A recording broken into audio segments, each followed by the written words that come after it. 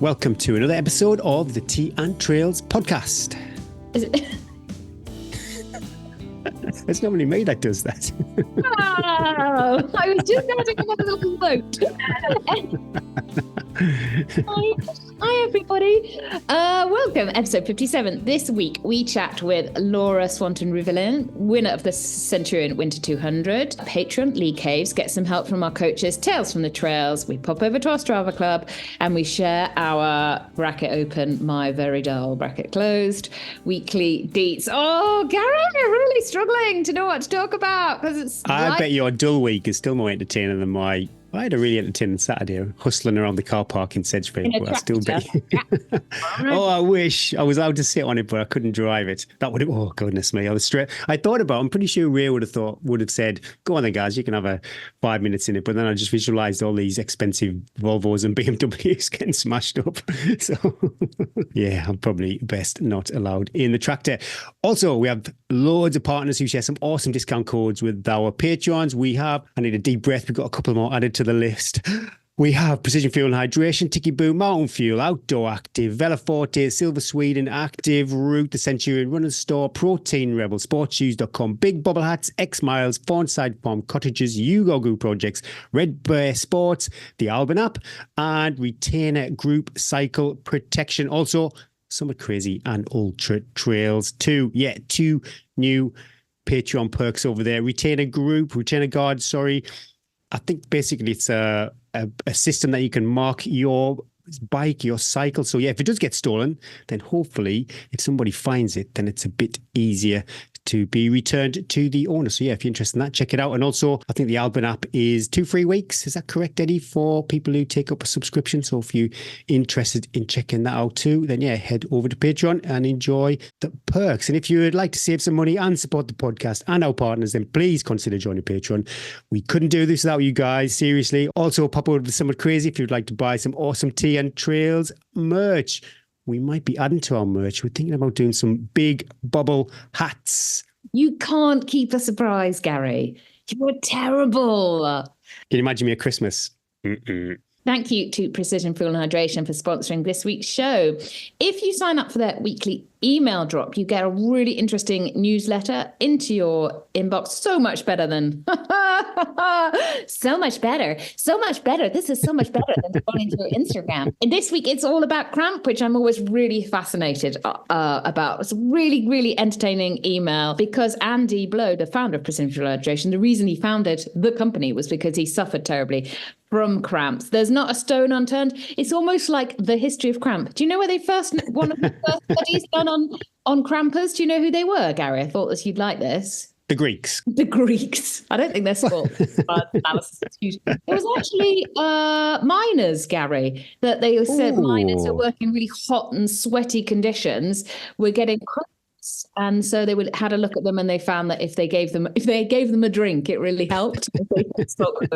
Help with productivity. That's all it was about, wasn't it? It wasn't their welfare. Anyway, if you've ever suffered from cramps, want to know why and how, or just want a little bit of education, check out that newsletter. So if you are cramping or you know a mate who is cramping, maybe you're a salty sweater. Rex loves my sweaty legs. I nearly called you Lisa then, Eddie. It does make Lisa, she doesn't like it when he's... People like that. Yeah. Oh. We should make another website for leg licking website. Well, if you are a Patreon, you can get 15% off, and anyone can get 15% off their first order with the code T24. That's super simple. T24. Come on, Eddie. Spill the beans. Are you raw this week? Chaffing? Oh, no. I found the mystery of the chaffing solved because also I was wearing a sports bra that was old, and I think some of the elastic had got a bit raw too.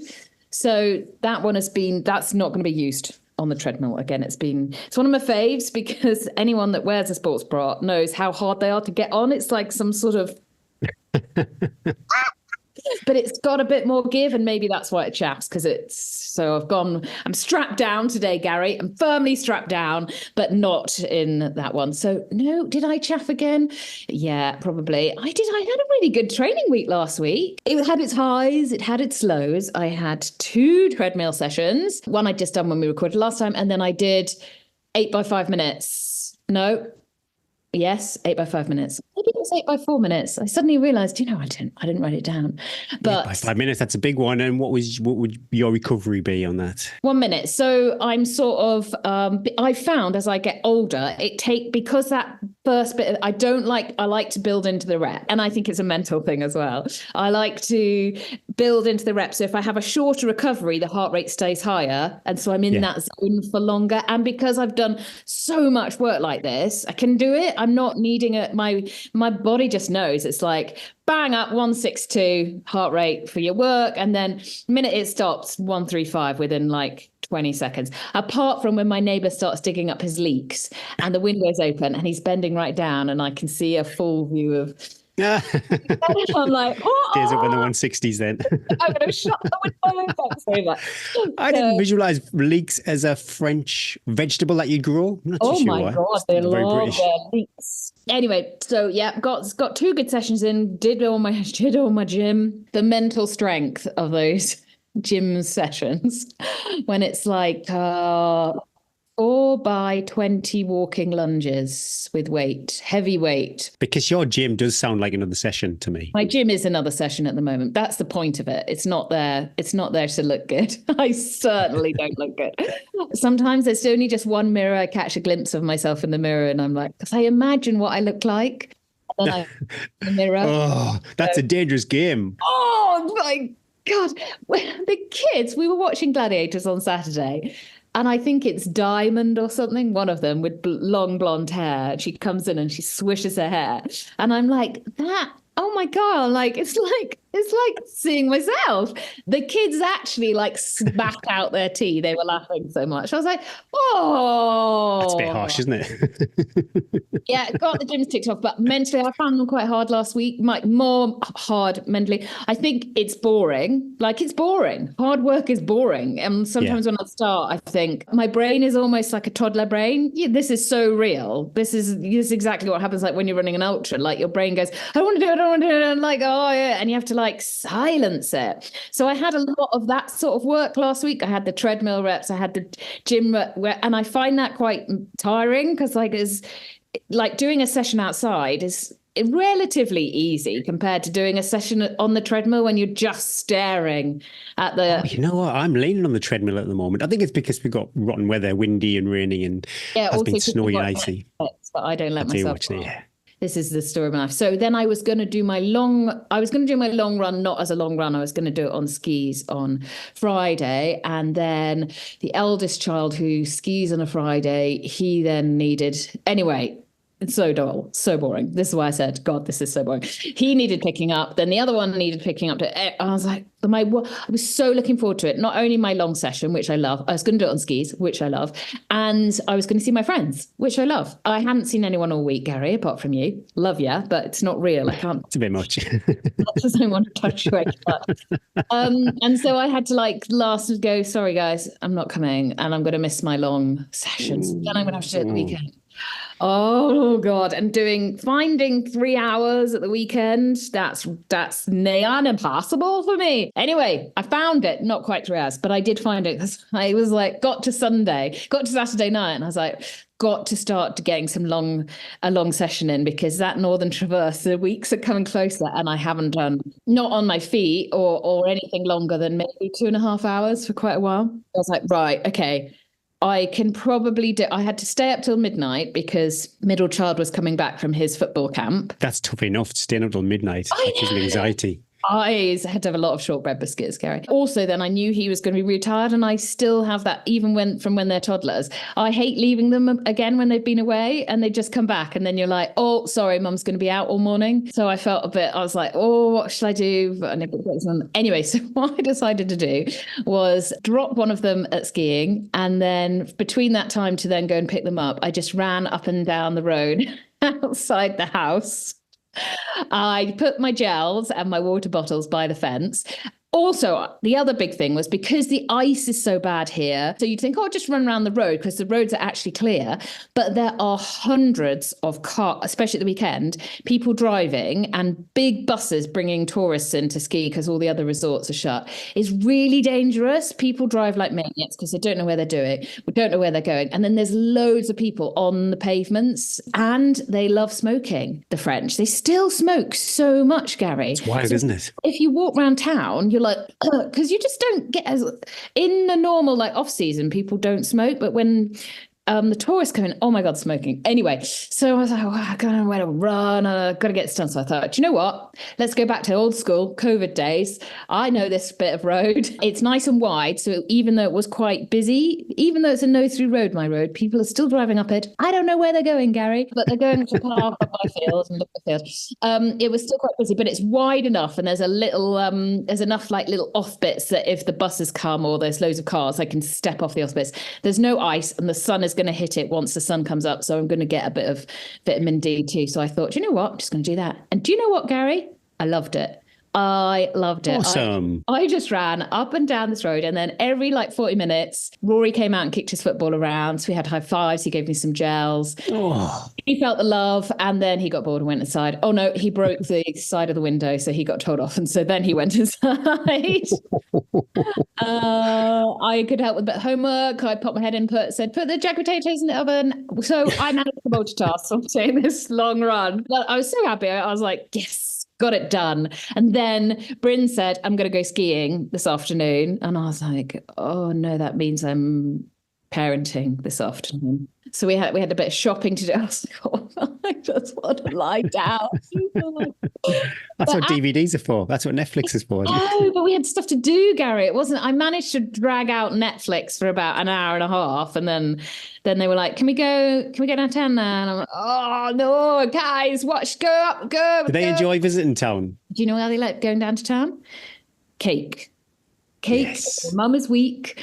She'll take them into a cafe and she'll let them have not only cake but probably a drink as well because she'll want to sit there for as long as possible. So anyway, that was funny. I know that lots of people struggle with fitting that long run in, especially with families and if you've only got the weekend slot. So be a bit imaginative, and it doesn't have to be perfect. It doesn't have to be perfect just to get out of it.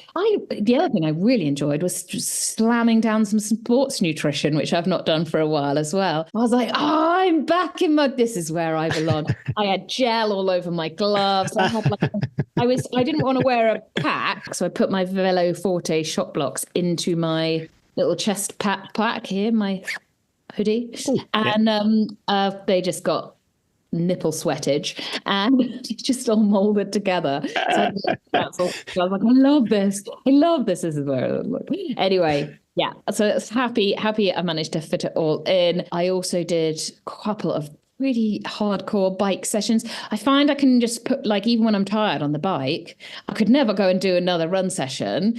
But one, you don't get your heart rate up as high, so it's just not as hard on the bike. I just really enjoy. So we had a chat with Lucy Gossage this week about her spine adventure that will go out in a couple of weeks, and I asked her what her favorite bike session was. So I found it on Swift and I did it. And you did it, awesome. I did it, and then I listened to Henrietta's Spotify playlist at the same time. And imagined I was winning the Bob Graham round and CCC.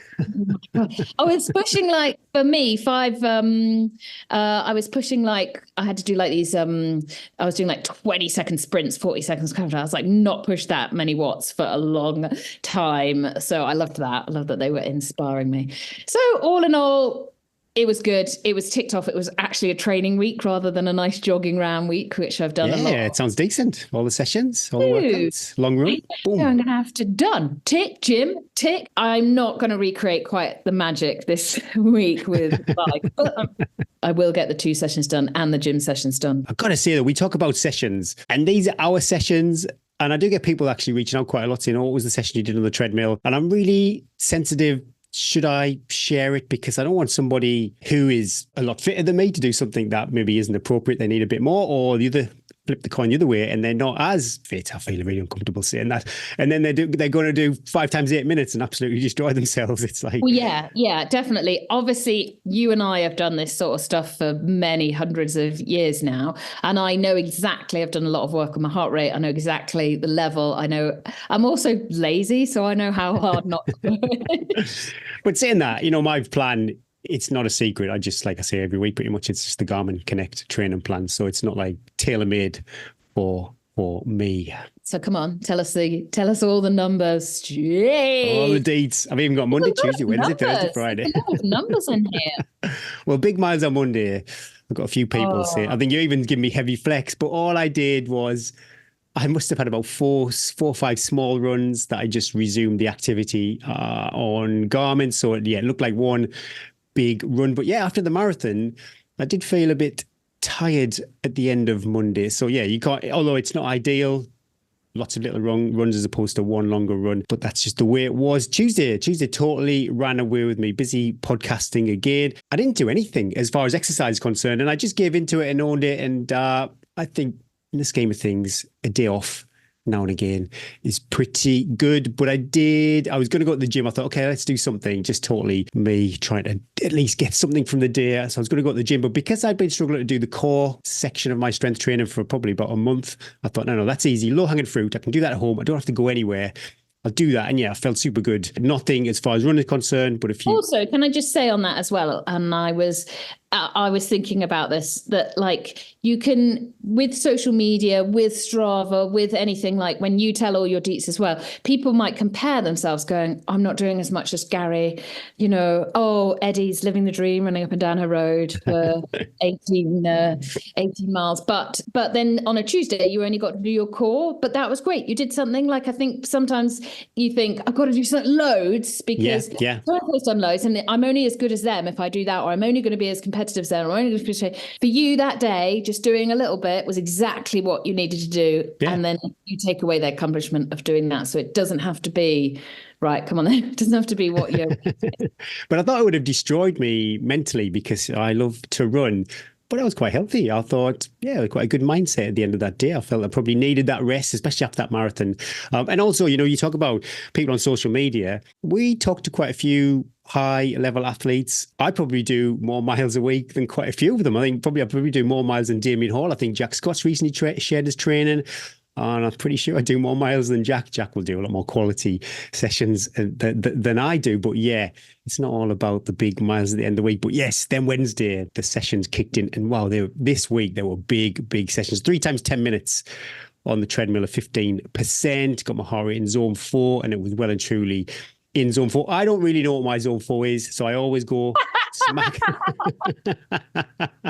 Well, again, I need to pay some money and go on a treadmill and do a proper VO2 max. But so the way I just do the classic age minus, was it 220 minus your age? So my zone 4, I try to get smack bang in the middle of there. So at least I think, well, I'm going to be somewhere in that zone 4. It might be it won't be perfect, but at least it's kind of appropriate. And then I do also lean on that. Is it the RPE? RPE all the way. RPE all the way. Yeah. And I'm definitely tired and I'm definitely sweating. And I definitely feel like... I think that's the best thing on a treadmill.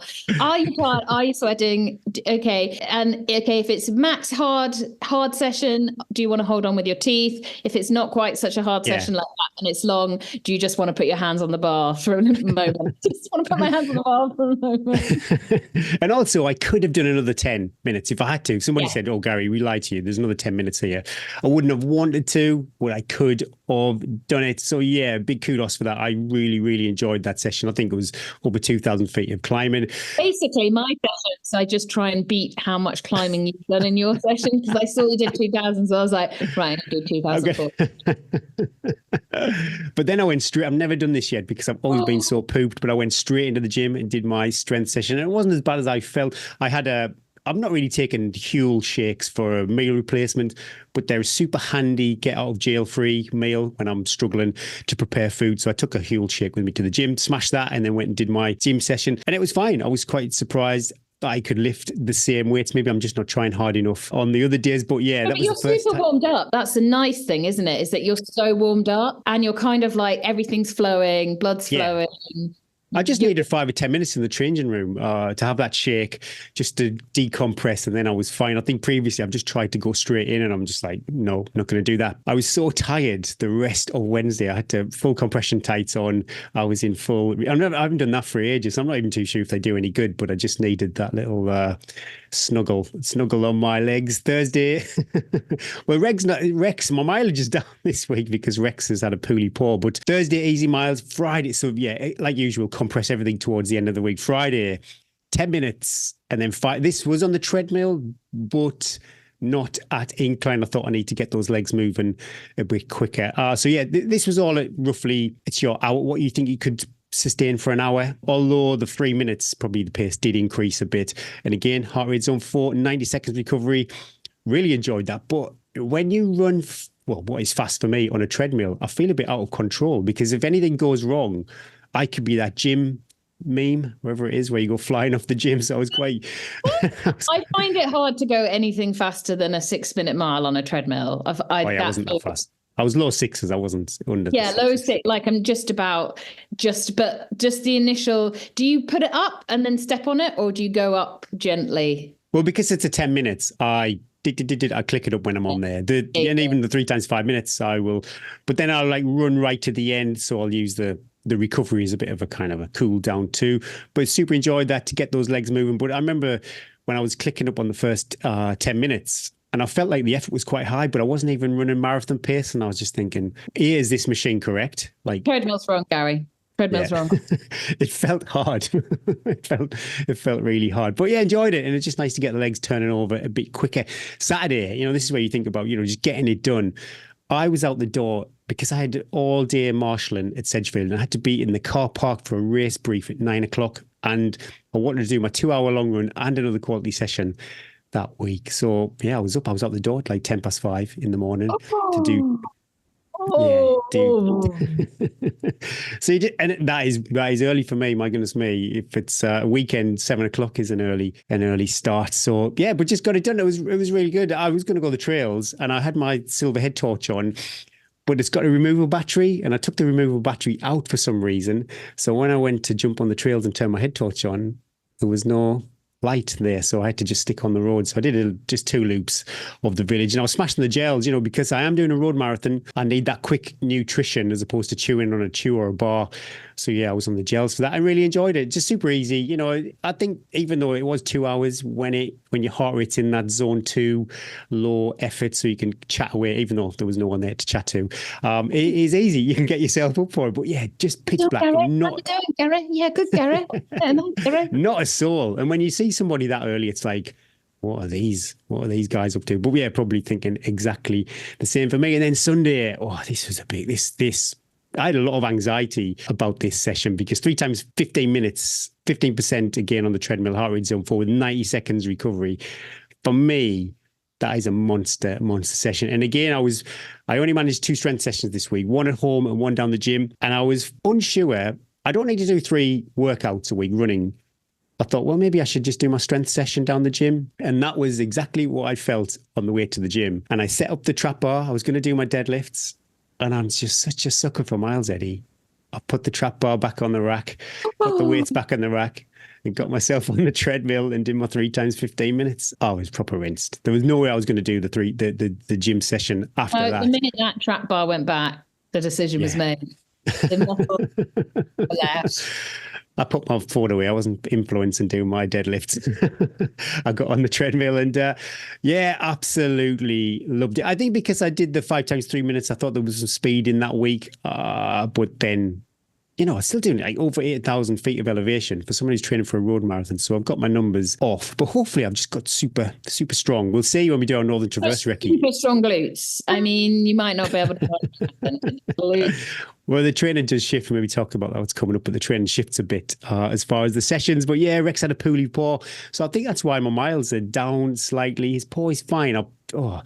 Talk about being careful how you name your Strava titles. People thought think Rex was with us no more. I think I've said missing Rex with a cry face emoji, and a few people reach out saying, I hope. God, you're such clickbait.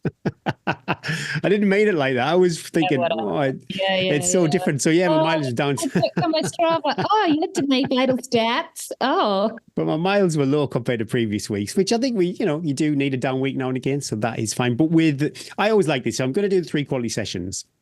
You can't be greedy. I can't be trying to increase the miles and do 3 quality sessions on a long run. So I appreciate 68 miles is still a lot. Yeah, you talk such a load of rubbish. Nobody listens to the word he says. I do. This is not BS. As an older runner, I'm finding it more. I can't do everything. And I really got serious as a runner at 40. I was never young when I really started paying attention to training, but definitely pre-COVID at least, I've noticed it's not as easy to bounce back. But yeah, 68 miles, 8,500 feet, 3 quality sessions. Super pleased. I found the mental strength to do that. 2 strength sessions, but only 1 down the gym and 1 at home. And it was quite funny. Lisa went out. Lisa was out on Saturday night. Ooh. I woke up early hours of Sunday morning. She wasn't in bed. I initially thought, shit, where's she at? I did the Find My Phone just to make sure she was actually alive. And she was at home, apparently. I'm like, well, she's not at home. She's not in bed, but she's downstairs on the sofa, makeup on, sleeping on the sofa, and then all Sunday hungover. Awesome. I love it. She's still smashing it. And I offered her some precision field hydration. I think Andy Blow said that was the off-label use, was a hangover cure. She did have some later. She couldn't face it early in the morning. Yeah, later on the day she did. But yeah, I love it. Just remind us when we were younger, makeup on, hungover, feeling rough, feeling sensitive. On the sofa on a Sunday, and we used to watch catch up. It used to be something called T4 or something on Channel 4. Yeah. Remember that? And you used to watch that till maybe 1 or 2 o'clock, and then start. Oh, those days. Bit Hollyoaks. When I was being a triathlete, when we were young, maybe mid-20s, and when you could do this, I used to go out on a Saturday night, and then we'd go home really late. I'd get up and go for 3-4 hour ride with the triathlon club at 7 o'clock in the morning. No problem, Gary. I might be I wouldn't think twice about it. I'd come back having cycled out to Box Hill around probably a 100k ride, and everyone in the house would just be getting up. So Lisa Sunday was a write-off. Whether she wanted to run or not, she was not going out. Alcohol and exercise for older people. It's not you can't do it. You can't do it. So that was my week. Yeah, happy with that. C++. Time for Brew with the coaches. And this week, the coaches help out Lee Caves. And Lee has a question around pacing for a race. Well, specific for Lee, he's doing the Silver Northern Traverse, but I suppose this is pacing for any super massive long run.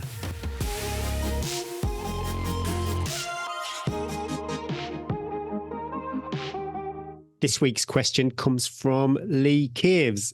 I have a couple of questions here for the coaches about the upcoming Silver Northern Traverse. I've completed 4 previous 100 miles in the past, and until last year, I finished these in a respectful time, but at a slow hobble for the last few miles. Last year, after starting slower at the South Downs Way 100, was the first time I've gone under 24 hours, at 23 hours and 17 minutes, and still felt reasonably good at the end. Now for the big question. This year I've booked a Silver Northern Traverse. No, I'm not just following Eddie. It has been on my bucket list for many years, but until last year it felt out of reach. I obviously want to do the best time I can, but I have absolutely no idea how long it will take. I know I will need to run the first 100 miles slower than my South Downs Way, and the second half will be slow still, but how slow is slow? I felt I was running very easy for the first half last time. Will I really need to go slower still? Also, although I would hike all the ups, I normally still climb at a decent pace with slightly elevated heart rate. As there is a large proportion of the climbing and elevation gain in the first third of this race, how much effort should I put into the climbs, and how cautious should I descend?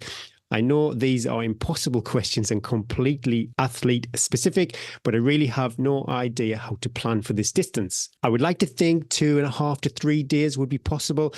I'm not planning structured sleep brakes and plan to wing it and see how it goes. So currently I'm thinking of aiming for a sub 3-day finish. PS, here are my previous stats for reference. Mercia Challenge 2019, 100 miles, 5,500 meters of elevation, just under 26 hours. Beacon Ways 2021, 100 miles, 6,000 meters of elevation at 29 hours. North Downs Way 2022, 100 miles, just over 3,000 meters of elevation, 26 hours and 15 minutes. South Downs Way in 2023, that's 100 miles, 3,800 meters, 23 hours and 27 minutes. Eddie, yeah, what do you think? You are going to be towing the line. Yo, yo, yo, Lee, you and me together. Okay, so one thing that will really help you with this is that everybody starting on that Northern Traverse line is covering 300 plus K distance. So the pace will you're not going to start and they're all running 100 miles and you go, well, what pace shall I do? Everybody is running that distance. So straight away, the whole pace of the race is very different, because in a 100-miler, you probably found the first 10, 20 miles not frantic, but they are fast. People go off quite fast and you're thinking, should I be running really slowly? Oh, I've run up this little incline. Perhaps you will find in a race this distance, everybody will be so terrified of the distance. So naturally, and I think the first climb comes within about 300 meters of the course, everybody will start walking, and the whole vibe is like, we're going to the finish. This is much more about an adventure than a race. And I think you need to look at it that way, Lee. Your 100-mile times, and the way you've written that, they've all been like perhaps a little bit more time centered. You want to do it in a certain time. You want to run them well. Yes, you want to do this Northern Traverse well, but I would take time out of the equation and totally go. And you need to do this in your training too. And it sounds like this is where you're feeling a bit lost on the feel. Totally needs to become about the feel of training. The way you train for a super long event like this is very different to the way you would train for a 100-miler as well, because there's so many other factors you have to take in account. And the biggest one is being outside for so long. And so it's very little about running fitness. It's much more about self-management, managing your effort, as you're already thinking about, which is great, managing your nutrition, managing your feet, managing your sleep, and managing the pain that's going to come probably quite early on, because the first third of this race, as you said, is hilly. So there is quite a lot that's going to have to go in the first third, and you might find your legs are like, gosh, my legs are quite sore already. And then just managing the pain, and a new type of pain. When I first went out of hundreds into longer efforts, what I really noticed was in the hundreds, and again, you talked about this, at the end of 100, your legs are absolutely destroyed. And the pain of that last 10 miles is like, everything's blown, and you're like, the brain power it's taking to keep running. You just don't have that so much in these long efforts. You can't have that because it's a 3-hour sort of max. You can be in that pain cave. This needs to be much more about the slow burn and the grit and determination. So I'd say one of the first things that you talk about is that you're really good at uphill hiking, but that you're really good at it because you put a bit of effort in. You've got to take all that effort away. This is not about effort. This is all just about sustainability. So it's all just about keeping going at a really slow pace. And the best way to know that pace, you shouldn't be sweating. You should be able to eat solid food. You should be able to talk to people. You should be able to hike up a hill and then really gently run down. It was a big thing as well. I had that question too, was like, how do you descend on these massive races? Because normally you'd use that as kind of free speed. But in races like this, as you sort of already know, you have to be really mindful of those descents and look after yourself. That's what these races are all about. It's a super exciting time. You kind of like, as you've written, you've kind of done your pre-education at those 100-milers. You've got that long run experience, and now you're going into this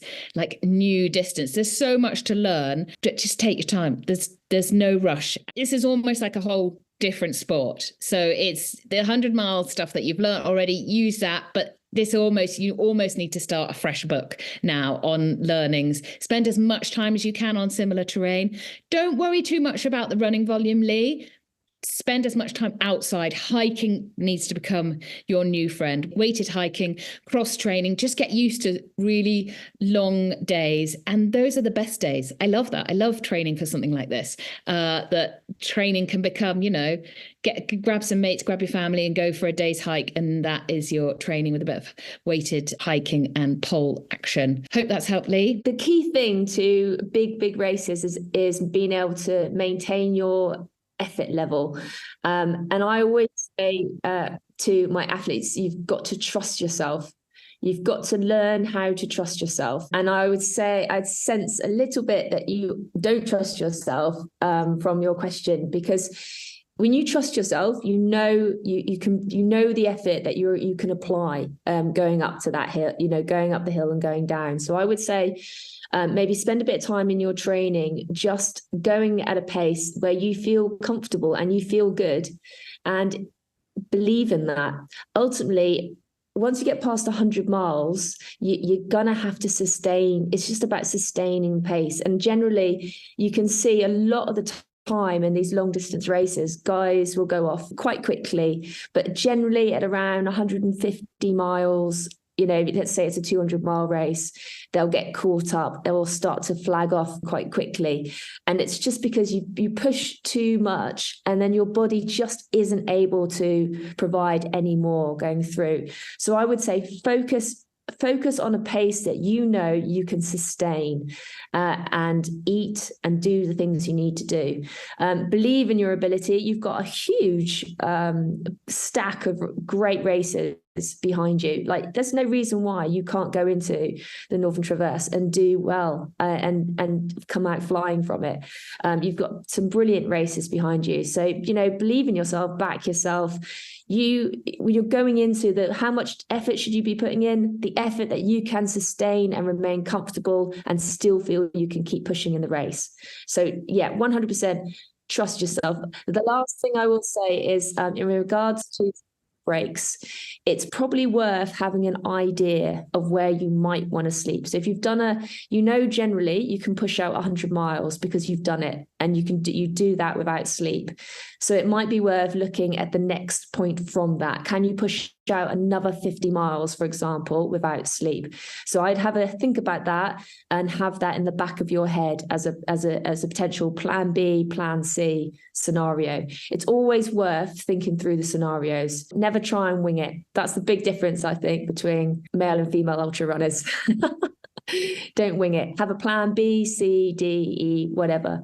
But you'll definitely need a good sleep break in there. Top tip, there's lots of good stuff out there about how much sleep you need. 3 hours, I would say you're going a bit too much. Maybe look at around an hour and a half. That seems to be a lot of good stuff out at the moment in regards to supporting 90 minutes worth of sleep. Maybe have a look at that, see how it fits for you if you've got any experience of that. Maybe try that in your training routine just to give you a feel of what that might look like for you. But best of luck. I think you're going to do great. So just get on with it and trust yourself.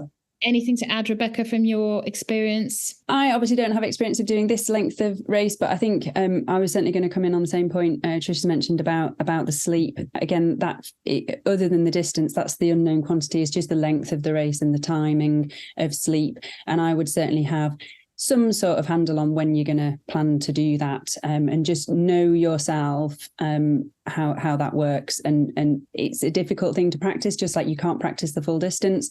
But I think certainly knowing how you feel in those hours of darkness, how the effort feels going into second, third night or whatever it might be. I'm not entirely sure the timing of when the race starts, but you'll be certainly running through a couple of nights where you'll need to, it'll take you into a different area to where you've been psychologically, fatigue from where you've been in 100 milers previously. So having some thought on that, not worry about it, but just have some thought of how that might then impact on you, how that impacts on your fueling through the night, that sort of thing.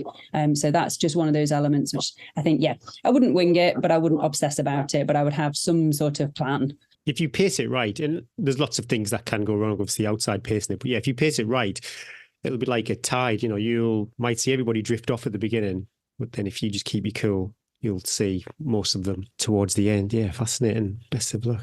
Good luck, Lee. Keep us posted. See you on the start line.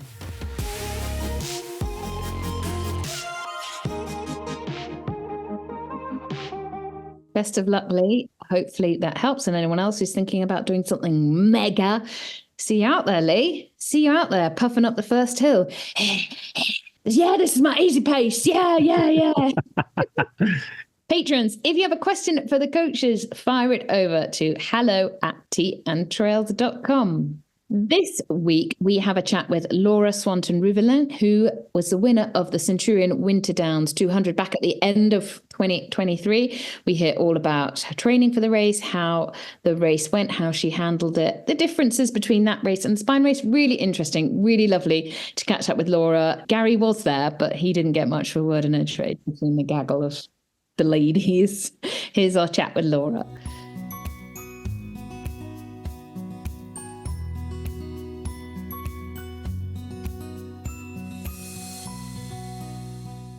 Hi, Laura. Thanks for coming on the Tea and Trails podcast, fresh from a win at the Centurion Winter 200. Crossing that line, after 200 miles, that must have felt overwhelming and pretty incredible, to be honest. Yeah. Wow. What was that like? Hi, it's really great to be here, by the way.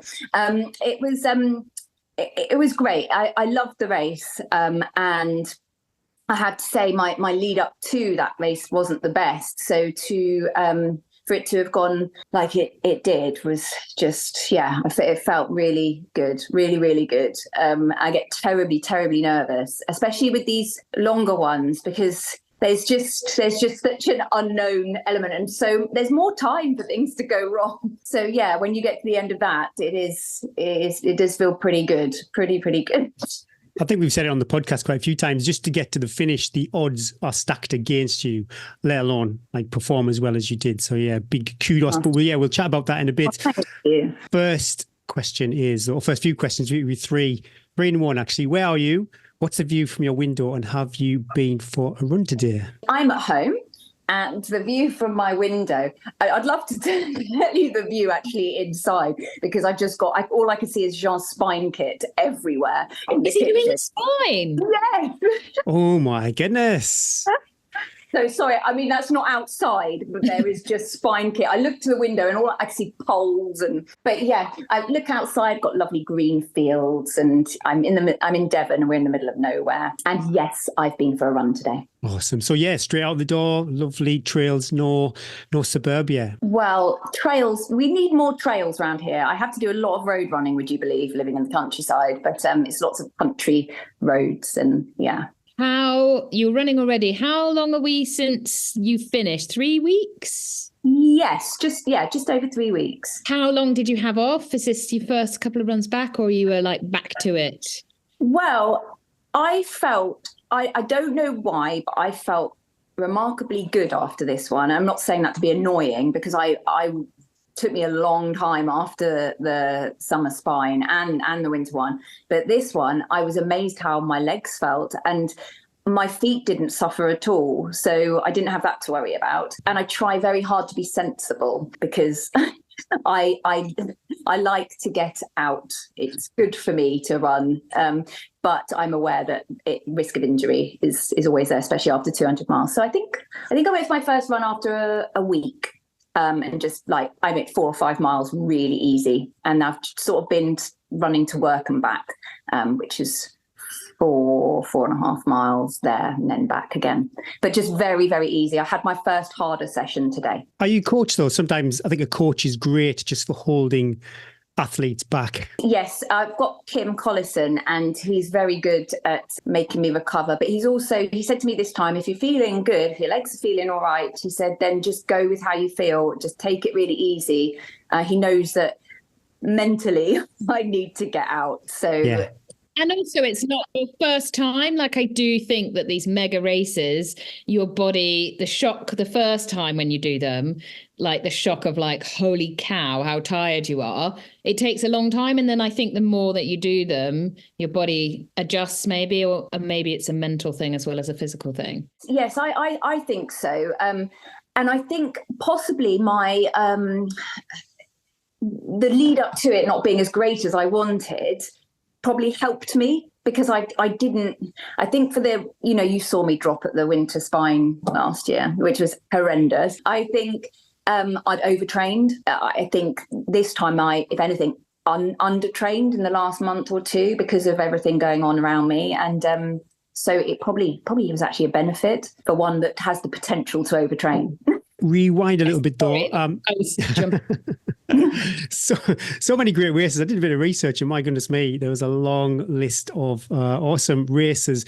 But yeah, could you share with our listeners a bit about you and your journey into ultra running? I started running quite a while ago after having my second child, and I was just sort of doing half marathons and marathons, and had never really heard about ultra running. And I then met my husband towards the end of 2016, and he was training for the Arc of Attrition, and I couldn't believe he was about to go on a 40-mile training run the next day. It sounded the tides have turned. I know.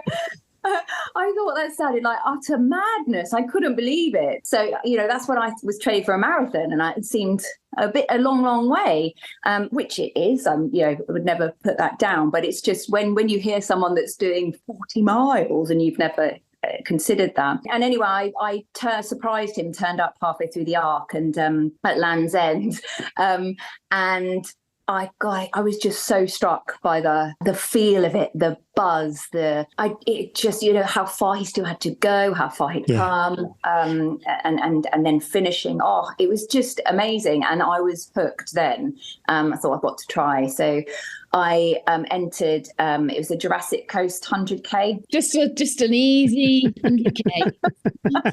Well, I thought it might be quite low key, and it was nearby, and.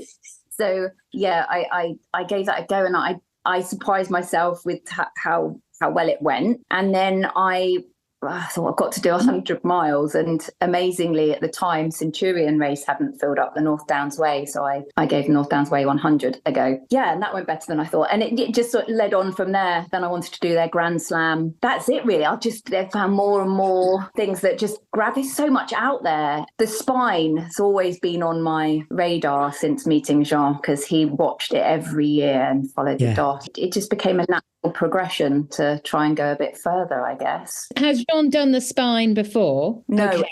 I know I'm really bad, aren't I? Because he introduced me to all of this. and then I went and said, I've got to do the spine. And I have had 3 attempts, and he's not had one yet. So he's very kind. But I love it. Like you said, you open up this cookie jar. Eddie calls it the cookie jar all the time for all these races. And for me personally, I didn't really know anything about the Arc of Attrition and stuff like that, being a northerner.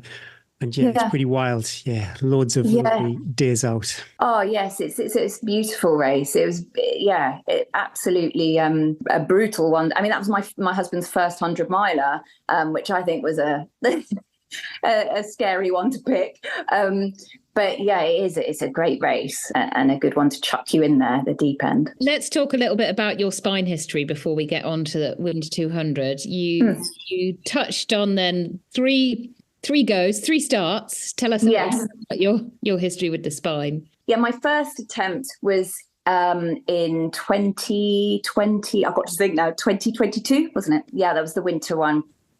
And like I say, it was seeing everybody doing it, but particularly Jasmine Paris. That was just phenomenal. And I just thought, it's one of those races I thought I could never do. But I looked at it and thought, I can never, ever achieve that. It's just insane. And then found myself thinking, I've got to try. 2022, I gave that a go. And I wouldn't say it went brilliantly, but I had the most incredible adventure. I'm sure you felt like that with the adventure, Eddie. I was just the people you meet and the whole journey to that wall. I had many hiccups along the way, and managed to break a pole within the first 100 miles and nearly passed out at Hawes, and my back completely went at Hawes. It seems to be a constant struggle with the winter one, the weight of the pack. And I've tried strengthening, and I just must be weak in that area. So I need to find the magic cure for that. But yeah, so I got to Hawes and I thought, I'm not going to be able to do another 168 miles feeling like this. And the lovely marshals there told me to go sleep, reset. That wasn't my plan at all, but go sleep, have a couple of hours, reset, then have some food because I couldn't eat. Then I was able to eat after. I even had a shower I know, because I had a shower there too, but only because I read your blog saying that you had a shower there too. And I was like, Laura had a shower. I think I'm going to have a shower too. Oh, I love that.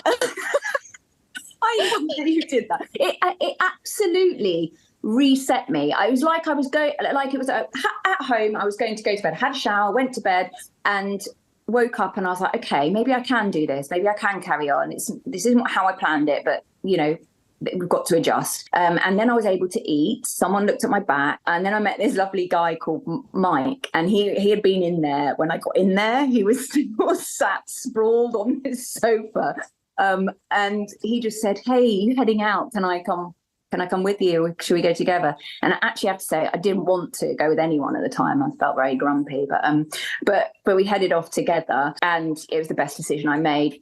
He totally calmed me, stopped me thinking about the time, and said, "This is when I think we'll get there."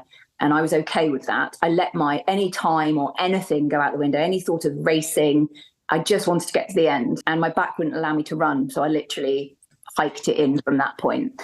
So I've never felt satisfied with that, because 168 miles were hiking, not running. Yeah, so then I went back for another attempt last year, and I trained and really tried to strengthen my back. Just about 60 miles, I could feel it, and it was agony. Yeah. And then I got Loddiswell. No, Lothersdale. That's right, isn't it? The one where the Tri Club. Yeah, Lothersdale. Thank you. Sorry. Yeah. I'm so sorry, Gary Chapman, he'll hate me for that. But I got there, and he encouraged me to carry on. But I got to Malantar, and that's where I saw you, and you and James came in, and I just the medic couldn't even run her hand down my back. She said, you can't carry on like that. Do you struggle with the back all the time, though, or is it just appear in races? I have had the odd back issue. I've done the slopey sideways thing before in a 100 goodness me, miler. yeah, I've seen that. Sheesh. Yeah, but I think it must be a strength thing. But I did try with that. It must just be not being used to having the pack, or I overtrained with it. I still haven't found the answer, but I know that in the summer spine, so after having to bail at last winter one, I ended up entering the summer one because I was so depressed about having to quit. And it probably did a really good thing for me, because I loved the summer one, and I probably wouldn't have considered it. And it's a whole new adventure, but with less weight on your back, scenery. Night. Yes. Daylight. The daylight's amazing. In some ways, it's just as tough. It very different ways. Yeah. Very different ways. You can't take away from the darkness of the winter one at all, and the brutality of the cold and the weather and everything. But the rain chucked it down at the start of the summer one. That's right. Yeah, it was. I got absolutely drenched, and I didn't have the kit. I didn't have waterproof socks on, for instance, because I had them in my pack. I had all of that to consider that you don't think you have to consider on the summer one, and it shredded my feet going through that torrential rain and not having waterproof socks, and then so there's a whole different thing you have to cope with. And I guess checkpoints aren't as intense and stuff like that. It's quite a different challenge. There's similar brutality. It's different. I need a t-shirt with that on. I want to move on to talking about the Winter 200, but first I want to say sorry. I went cold as well. I never even messaged you to say I wasn't going to be on the start line. I just went silent and was like, because the last time we were messaging going, yay, see you there. And I was really thinking, it would have been, how many miles we'd have shared, who knows? You'd have crushed me into the ground. But it was great that we would have known we were out there together. But I think we're doomed to share races together, because... I thought this. I did think this. Because do you realise I've had 2 DNFs, and one of them was the A100 when you ran, Eddie, and the other one was the Winter Spine. And both of them, I think I've been a little bit unfeeling. I remember at the Autumn 100 going, you were like, I can't do it, Eddie, and I was like, fine, you can go home and have a cup of tea, you'll be fine, see you later, bye. You were lovely. You were so nice. You were like, I'll never forget it. You were like, honestly, don't worry about it, Laura. It's just a race at the end of the day. And if you feel crap and you're not feeling it, just let it go. You were so nice, because I was like, I don't know what to do. I don't know what to do. And that's when I got the tilt, the Okay. yeah. And that's what stopped me on the final leg out. I went out, but I was like half bent, and I just couldn't do it. Do you think maybe it's me? Maybe. Cool. Did you do something to my back? But I remember at Malham coming in, and I was out of it, but seeing you and I'd like to think that I said, come with us. You come with us, we're not moving fast. And you were like, Eddie, I can't even stand up. So you can pipe down. I can't remember what was said. I just remember I was lying on the mat. You were lying on your mat, and they were like, the medic, you're going to need to get up. And you were like, and then we I think, do you only have half an hour there? I can't remember, but I was well over that. Yeah, you were done. But we were trying to eat. I was trying to talk when we're trying to eat that water bag thing. Oh God, yes. And I was like, maybe I can get you going. And then when they said to you, you need to move, and your face was like, and I was like, okay. Yeah. She's dead weight to me. She's like, I've cursed her again. I'm so sorry. And now. No, that's not true. And I just want to say before you move on, I'm so sorry you weren't at Winter Downs. I really am so gutted for you. And I know that you trained really hard and well for that. And yeah, it would have been great to share the trails with you. Our time will come, Laura. Our time will come. We both will have this amazing race and stories to tell the grandkids. Skip over the finish line holding hands. No back problems, nothing, traffic. But let's talk about the Winter 200. So tell anybody, I mean, I harped on about it for about 3 months, but perhaps anybody's listening, you've actually been on the course, done the course. What's the course like? It looks easy, but tell us all. I think it's a really, really nice course. And I was amazed how runnable it is. I think that was really attractive to me. I love a brutal slog and hike up a hill as well. But I think my strengths maybe lie in having some runnable sections, and I know mentally I love to tick off miles. Like I said, I like a hard stretch as well, but I like to tick, it's lovely if you've had a real slog and then you've got a little section to tick some miles off, for me mentally anyway. Yeah, I thought the route was lovely. Everybody was saying the Vanguard Way was horrible and hideous, but I didn't find it that bad. And I don't know if that's because of being in spine territory where it's really boggy and you've got those tufts of grass and the death slabs for days. I just think it was wet. It was really wet, obviously, but it wasn't horrendous. There were just sections where water went over your socks and you couldn't keep dry, but it was a pretty route. It was runnable. It was straightforward, and stunning sections of the South Downs Way and the North Downs Way, and going through beautiful villages. And like I say, it was really runnable. I could tick, tick, tick, tick, tick. Having the option to have crew, I didn't know how I'd feel about that, because like you, I know we discussed this, like you, Eddie, I really like to feel. I don't know why it's so weird, but you like to feel like you're alone. You've got no one to help. I do think it's like a woman thing. It's an empowerment thing. You're like, I'm doing this. I don't need any help. Yeah. I'm a confident woman. Yes, maybe that's it. And we have to push ourselves right down to the depths of despair, and then we can feel great. I don't know. But it was actually lovely to have a race this long with crew. I could just really break it down. It was just get to Jean, that was it. And I didn't have to worry about I changed socks so many times after the suffering of the summer spine. I could really manage myself and look after myself well, but then you have the danger of stopping too much. So that's what my next question was going to be. Obviously, in the spine, you have like 40 miles, so there's no stopping because you'll die.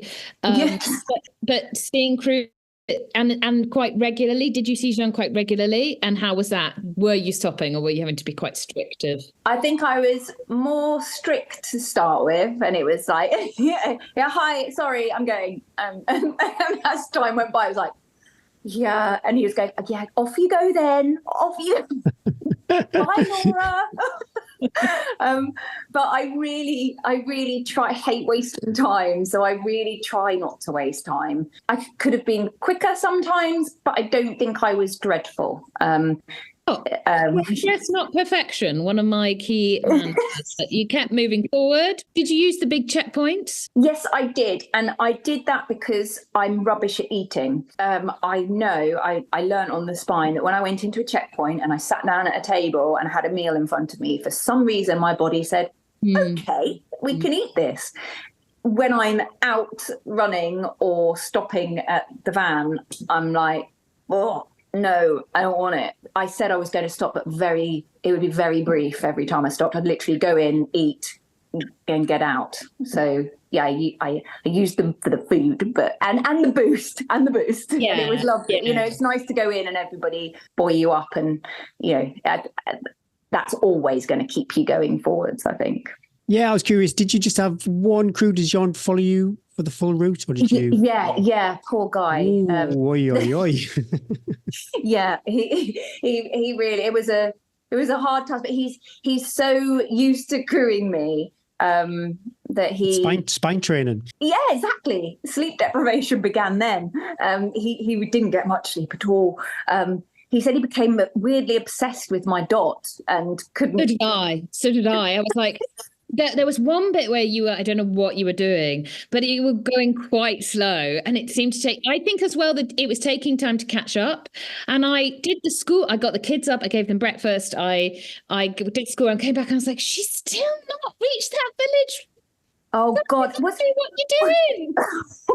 I dread to think. Honestly, I was so sleep deprived. I went absolutely doolally at one point. Okay, tell us, that was my next question, was to ask how was the sleep. Did you have a plan? I'm not a great one for plans, and we, like I said, the lead up to this hadn't been great. We didn't discuss the race that much before, so we didn't actually have a proper crew plan or anything.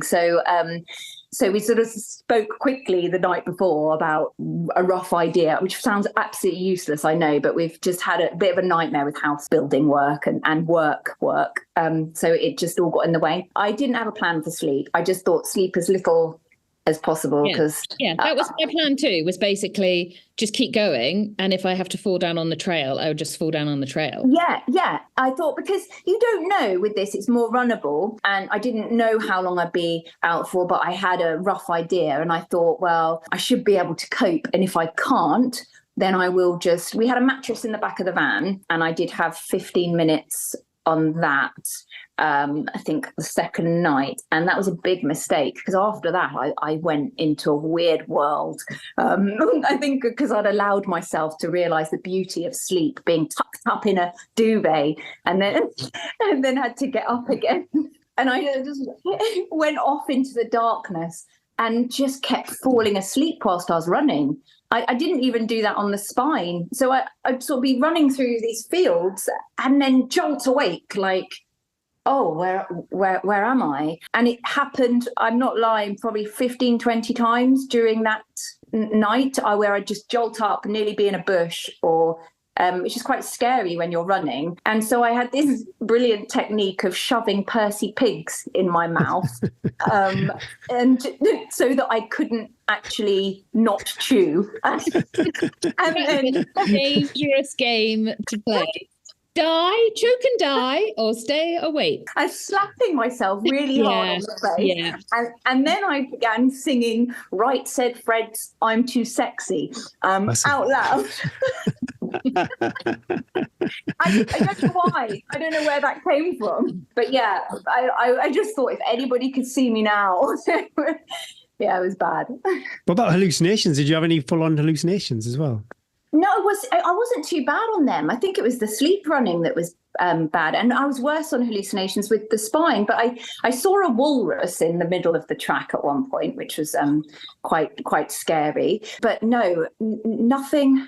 I mean, obviously everything looks like it's moving after a while. So, but you just get used to that. You just think, oh yeah, that rock's moving, and yeah, but nothing apart from the walrus. So that was useful. I think after my sleep deprived night and sleep running, I slept on a log for 10 minutes, and that seemed to jolt me out of any sort of I'm too sexy singing. And I was curious, how much sleep do you think you got over the whole race? I had that 15 minutes, and then had a 5-minute upright sleep, which worked really well. And then 10, 15 minutes on a log. I think that was about it. So maybe 35 minutes.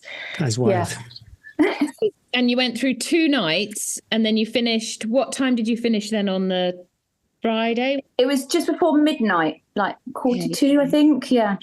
Yeah. But you probably got through that section because you knew you were almost finished as well, rather than you're not going to go through the night. Yeah, and what really helped, and I guess this is what you learn the more of these sort of races you do. I'm normally one to, if someone's sort of catching you, I sort of think, I should really push and try and carry on my own, or I'll let them go and carry on my own. And these 2 guys. Yeah, I remember they were. Yeah. And I did let them go, and then they sort of stopped to do something, and I went past them. And then I thought, you are really sleep deprived. You're falling asleep when running, and you've got the chance now to have some company. I know that I tend to really slow towards the end, and making myself run is much harder, especially on a 200 miler. So I said, I'm going to just see what it's like to have a bit of company. And it was the best decision I could have made. These 2 guys absolutely pulled me through that last section. I know I went probably, I reckon, a good hour and a half, if not more, faster than I would have on my own, because we did this sort of, we had like our leader, we called it the groovy train, and he would run. I hated it when he started running, but he'd start running, and it felt like we were like 7-minute miling. We weren't. And then we'd like run, and then we'd have a lovely little walk, and then we'd do the running again, and it really helped so much. And we helped each other navigate. It was just working together. I didn't have to think as much. And then we decided to up Box Hill. They could have left me, to be honest, and they waited for me, and we decided to finish together. So that last 20 odd miles was so nice, helping each other along. And I haven't been able to contact them, but I wanted to thank them because it was honestly, it was one of the best finishes for me. Just felt so like just to help each other, and there was a couple of guys passed us as well, and none of us panicked. It was just really, really lovely. I have to say it was really hard as well at some points when they were running down a hill, and I was, but yeah, it definitely made me yes. And were you ever you led from start to finish? Was there ever a moment, because the sort of second, third, fourth positions behind you, they did change? Was there ever a moment where you were aware? Were you asking for like, is anybody creeping up on me, or were you always pretty confident that you were going to take that win? I'm such an unconfident person, so I'm never confident that I'm going to get the win. I did ask Sean, because I when you've been in the lead for quite a while, you do start to think, this would be really nice if I managed to finish. It also would be horrendous to give it up if you've been in the lead for 170 miles and then you stop for a sleep and somebody who hasn't comes past you. So there is always that, isn't there? Exactly. So I did ask Jean, and he felt really bad, but it was probably a really good thing for me. He said he was quite sleep deprived himself, and he said, because it was like, I think it was like 3.5, 4 hours between me and Sophie at the time. And he said, well, Laura, it is a race. And if you'd seen what happened between first and second guys, you'd realise that anything can happen. And I was like, okay, right. So, I mean, not that you ever relax, do you? I mean, it wouldn't be a proper race if you just went, I've got this. It wouldn't feel great anyway. But it really made me go, okay, right, keep on it, make sensible decisions, don't fall asleep in a bush for a few hours, because it's still, anything can happen. And there's really strong ladies behind you. If they make better decisions than you, anything can happen, can't it, in these 200 milers? And with the summer spine, I was leading that for 100 miles and I didn't win that one. So, you can never feel in these long races that it's, oh, I'm okay now. Yeah, but you also can never push as well, because you're like, the danger of then going, he played a risky game then, because you could have gone out like a rocket. Yes. I think he saw the look on my face and he felt dreadful. He said, why didn't I just say, it's fine? But you can get your own back in a week or so's time, when you can send him messages going, tick tack, time's a ticking, keep moving. Yes, there's someone coming right behind you. No, it genuinely did help. Like you say, if someone is going to pass you and you've given all you can give, there's nothing more you can do. They're going to be the better runner on that day. So I always have that in my mind as well. As hard as it would have been if Sophie had come past me, or Ali, I'd have just had to think, I can't give any more. Yeah, for sure. Yeah. Any fueling, any kit things you learned, you changed, you did differently, worked well, didn't work? I think the checkpoint is a really great tip for anybody who is thinking about a 200, plus a couple of nights out, basically. My biggest learning from the spine, one of them was that you can be absolutely ruined going into a checkpoint and you can turn it around quite quickly. Yes. And Gary saw that a lot. I'd see people coming into Middleton looking destroyed, and I just thought, I'm never going to see them again. And then 3 hours later, they'd be clicking their heels and skipping out the door. It was absolutely amazing. I couldn't believe it. Skipping. That's a stretch. But yeah, I'm really curious, because you said your feet were in great condition. So yeah, your socks, and what did you have on your feet? Well, I decided to go with waterproof socks because it was so wet out there. Like I say, sorry to bang on about it, but my feet at the end of the summer spine were just shredded. They were bleeding, both of them, when I finished, and it took me a long time to recover from that. And also the pain, bearing in mind I have 3 children, I don't think I've been through pain quite as bad as that with the feet. It was really, really bad on the summer spine. So I really didn't want to go through anything like that again. I decided waterproof socks, and I had backup socks just in case they weren't working. And I changed them probably the second time I saw him. And I think because water had got in the top of my socks, so it was swishing around. That's the bad thing about waterproof socks. Yes.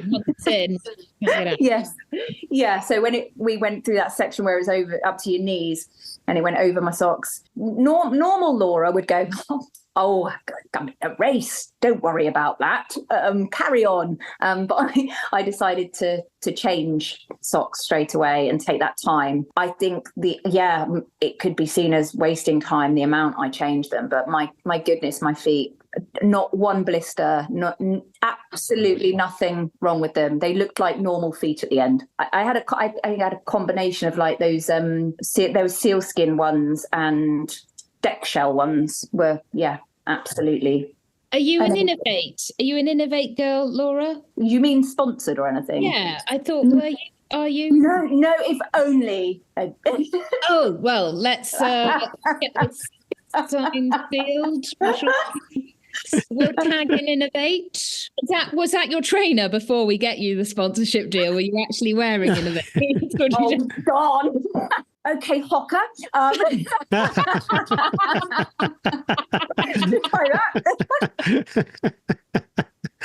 We'll edit that out. It's fine. I was very Hocker, I'm afraid, but I wore lots of Innovate too. All right.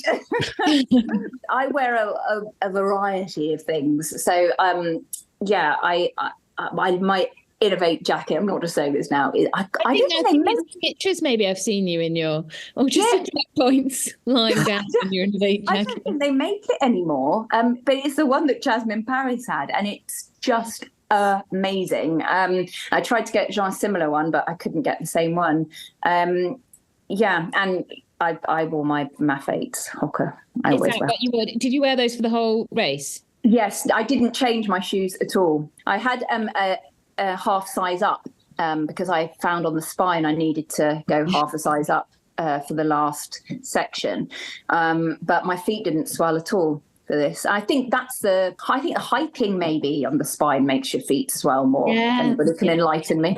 Did your feet swell? I was so swollen from head to toe. Do you remember? I looked like a We've got that video, haven't we? Yeah, I remember. I couldn't get my jeans on and I couldn't get any shoes on. Bryn bought me this, like, we were staying in like this old village, and Bryn bought me but there was like, old people's shops. These they sell old clothes or something. I had these old like granddad slippers. I've still got them that I had to come home in because I couldn't. It took me maybe 4 or 5 days. James was very adamant when I talked to him about the Winter 200, when I heard him talking about it too, that he didn't want this wasn't to be compared to the spine. It was to be a different, but like people to go, they're similar races. And you are probably one of the few that have done both now. Yes. Yeah. What would you say? Differences? Which one's better? I'm not saying that. No. But very different in lots of ways. The spine is far more brutal. I think James would agree with that. You're so much more remote, and you really, really feel it. I think, yeah. And I know you know that, and even from you just seeing the Winter Downs, you must think, yes, it would be. You're near a town, aren't you? You can see lights yes, exactly. And cars. Yes, it's very reassuring actually, and I enjoyed it. Reassuring that you're alive and you're not just in a bog. Yes, civilization. Because I think on the spine, I was hallucinating civilization. I was seeing car parks and stuff like that. I was willing people to be around. So in that respect, you feel far more remote on the spine, and you have to, like, your kit's important on both of them, don't get me wrong, but the elements on the spine, it's just like the South Downs. It was really windy the night I was there, and I was wrapped up in everything, and I really did feel the cold. It's not like I didn't put my waterproof trousers. I think I put my waterproof trousers on once, but I had them on the whole time on the spine. It's tougher underfoot. I mean, that's why you look at the times on the spine compared to the times on the Winter Downs. There's more road sections, so you can, like I say, take those miles off on the Winter Downs. To me, the Winter Downs is a brilliant race for trying out that distance. And if you're thinking of doing something like the spine, going for something like that, I definitely would have done that race if I hadn't done the spine yet. Yeah, you've done it back to front. Yeah, I know. But I just would have thought, I'm going to try that race and see if I can cope with the distance, and then I'm going to go for that more scary one. But I think better the way you did it. Nicer to come down and be like, I get kisses at every checkpoint and whatever I feel, than the going on the spine and then going, okay, I'll see you maybe next week. Yeah. It is like mad enough. Like when I realized I was moving okay, I thought, oh my goodness, I'm only going to be out for like maybe I would be in by the third night. And some people would think, God, that's ages. But when you've done the spine, it's like, this is Jasmine. I mean, a few more miles.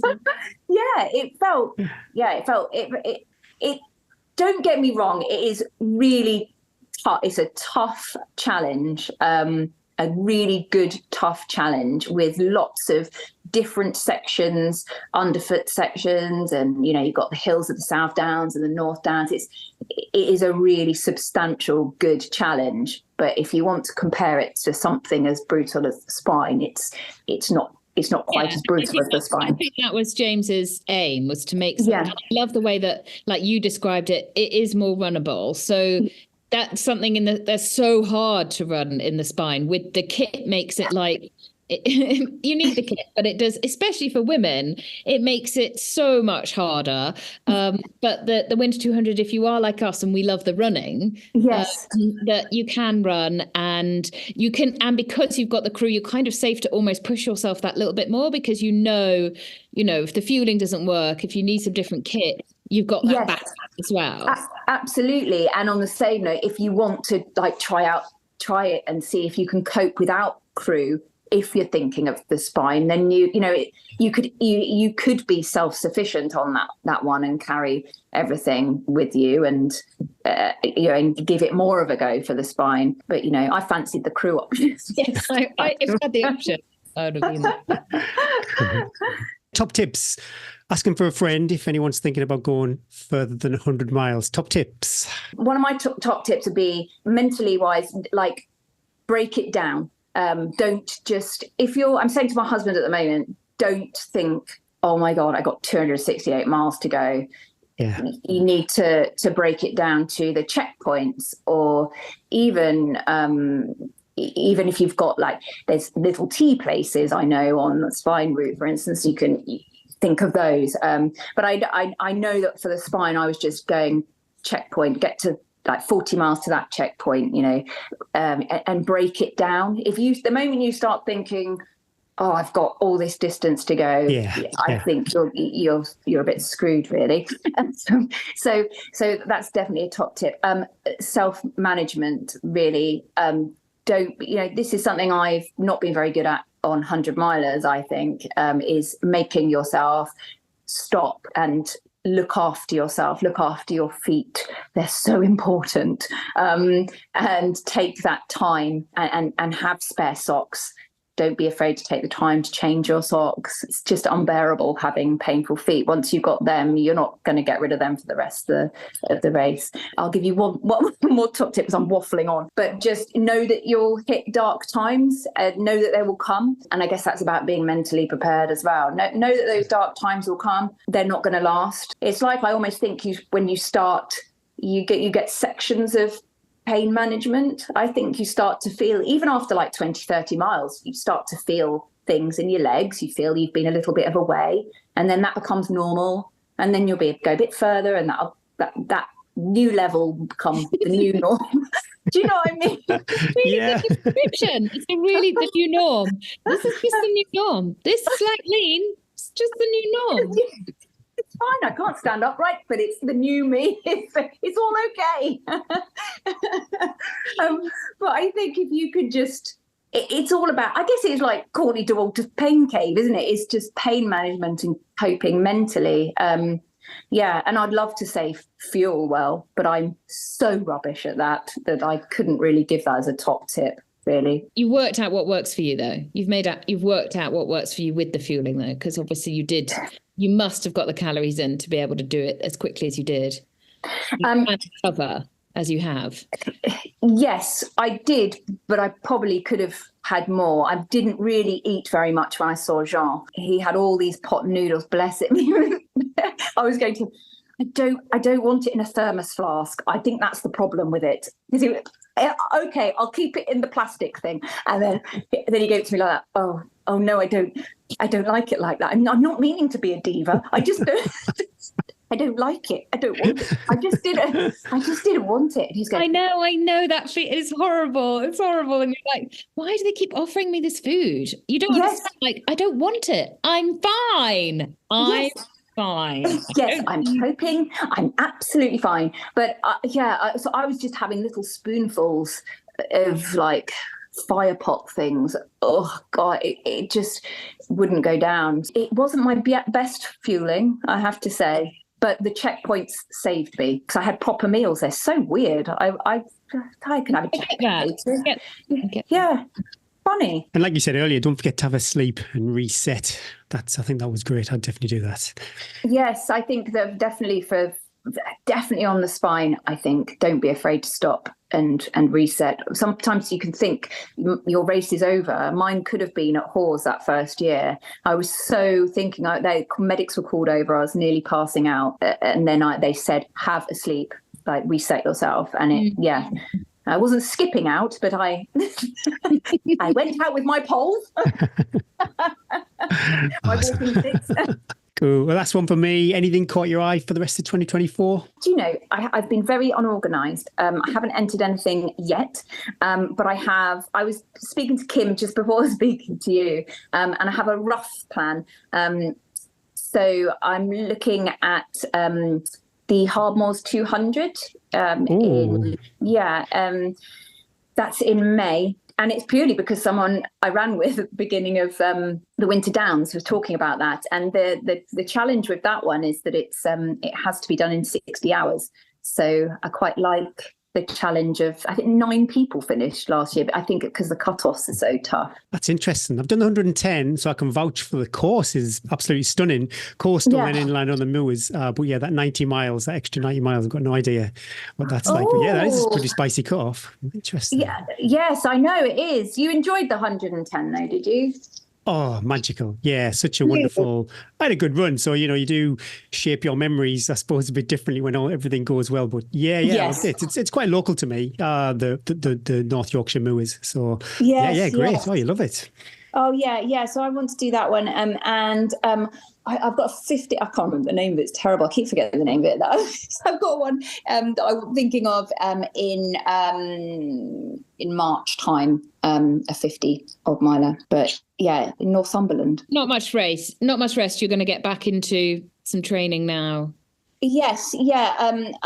We were just talking about what the plan is now, because I think the thing is you can become quite slow if you keep doing these sort of long distance, and I'm aware that I've sort of got quite used to chugging along and yeah. Hey, this is fun. Where's my pot noodle? But I think I need to make sure I can still do the shorter, speedier stuff as well. I look at some of the things I did in the past and I'm thinking, how did I do that? So I need to remember that. And yeah, it's Rose of the Shires or something like that. Yeah. Go Beyond. I feel really bad that I can't remember the name. Yeah, so I will get back to some speedier stuff. Yeah. Oh, and then that sounds horrible, doesn't it? Oh, I know. I did my first one because I didn't really do very much speed training at all for the Winter 200. I just did running. I get thinking must do speed, and then I'd be like, "Ooh, more miles."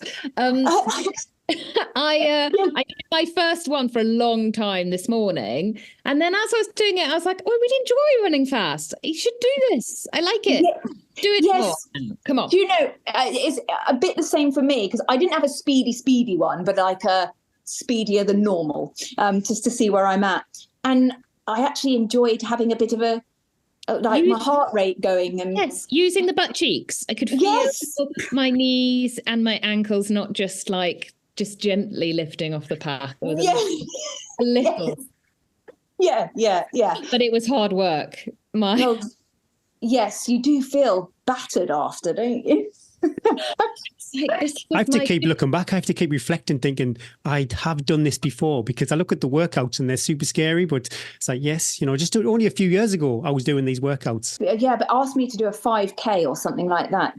Do you two regularly do things like that? Because I've not done one for ages. I'm avoiding cross country at the moment. I'm a bit scared of that. But yeah, I really should do 5K just to see where I'm at without doing too much damage to the following week's training. That's 2 weeks recovery you need. I know, but you've got no excuses. Like a park one, I've got about 5 park runs without 7 miles from where I live, so there's no excuse whatsoever. Gary's training for a marathon. He's got to lift the butt cheeks more than. Oh wow! Oh, the marathon. The eyes are going to be eyeballs out on stalks. My marathon pace, the marathon pace I used to run is currently probably my 5K pace. So there's a lot of work to happen, be put in between now and middle March. So yeah, it's not going to be fun. But I just got wrapped up in the FOMO of everybody who run the marathon. So I thought, well, to guarantee entry, you need to run a certain speed, and that's the. Wow. Which one are you doing? Manchester Marathon, hopefully London 2025. If I think I've got to run under 3:15, but then you've got to run about 3:05, 3:07 to get guaranteed entry. So way off that at the moment. Way off, Laura. I'm sure you'll do it.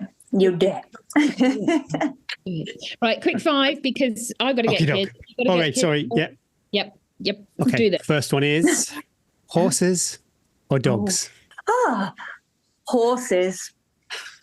Oh, sorry. Are the dogs an earshot? I thought she can go either way. We'll still be friends. I'm so sorry. I would go both. But the horses. Are your horses allowed on the furniture? I probably would let her on the furniture. Actually, I think my husband thinks I love her more than him. 100-meter race in high heels or flip-flops? Oh, flip-flops, definitely. Never the high heels. My goodness. Can't get my feet in them. I've still got some that I used to wear. And I can't. No. I think I've deformed my ankles by running strange things too many times, probably rolling my ankles too many times. You've been gifted a Deliveroo voucher and it will gain you one meal every day for a year. But what would the starter, main and dessert be? Oh my goodness, that's super tough. Especially now I'm going to announce that I'm a vegan because we love to announce ourselves. So now I've announced that. Oh God, starters. I never have starters, and it's so hard to think what I would have. I choose one or the other. I never go both. It's starter or dessert. What would you do, Eddie? Oh, 3. I don't have a problem with having starter name. No, I don't have a problem with 3 actually. Probably be something really boring, like I love like a garlic mushroom or that's like stuffed something like that. Would be absolutely lovely. My main course, I really love lasagna. That probably sounds really boring too. Or chips and lasagna. I'm a real classic chip fan, and some kind of stodgy caramelly cake. Sticky toffee pudding. With custard. Every Vegan day for a year. I'm in. I'll sign up for a few more 200s. Yeah. Anywhere in the world, bucket list race. I would love a go at the Western States. I would really love to. I would really, really love to give that a go. I love the Western States. Am I right in thinking you do have to do a qualifying race, but it's not like this kind of pebble bonanza where you have to... You just have to do a qualifying race every year, is it, for your tickets to be validated? Yes. Yeah, and it's really hard to get into, isn't it? It's it's so hard to get into. And thousands enter, don't they? Thousands enter and they've got a few hundred places. Crazy. Yeah. So I'll keep trying. And you do put your name in the lottery? Yeah. Oh, fingers crossed. And every time I'm like, maybe it's this year. And no. Instagram story music. Every week we share this podcast over on Instagram. And instead of me putting up heavy metal and Eddie doing some Disney classics, you get the choice of what the Instagram story music's going to be. What's going to be, Laura? Well, I think there's one that's really fitting, and it's really I don't know that it's that well known, this song, but it's called Mecca by Wild Beasts, and the reason I choose that is whenever I hear that song, I just am taken to visions of beautiful mountains and trails, because it's there was this YouTube that Jean showed me when he was introducing me to ultra running, and that music was all over it. And so when he introduced me to the spine and all of it, and it's just, I hear that music and I'm like, that journey, that adventure, that just takes me onto the Pennine Way. Come on, at least go. You know that feeling where you just want to get out the door and just go for an adventure, and wherever it may take you. This music's just that for me. And what began the romance. Oh my goodness. Laura, thank you so much for coming on the podcast, sharing your spine, your Winter 200 journey. Amazing. You did amazing in December. I'm so pleased for you that, hard work, races, these long races, as Gary said, they're full of jeopardy, and you nailed it from start to finish. A worthy winner. Super well done. And take that confidence into Hardmoors 200. go sub 60. You can do it. We'll be tracking you. And hopefully our parcel costs, maybe not a race. Maybe we should just have a cup of tea or something. Oh, that'd be amazing. Maybe we could go on a non-race adventure. A non-race adventure and just check if it's meant to be and if something happens. Yeah, exactly. My back might just completely go. Thanks so much for having me. It's been so much fun. Total pleasure. Speak to you soon. Bye. Bye. Bye.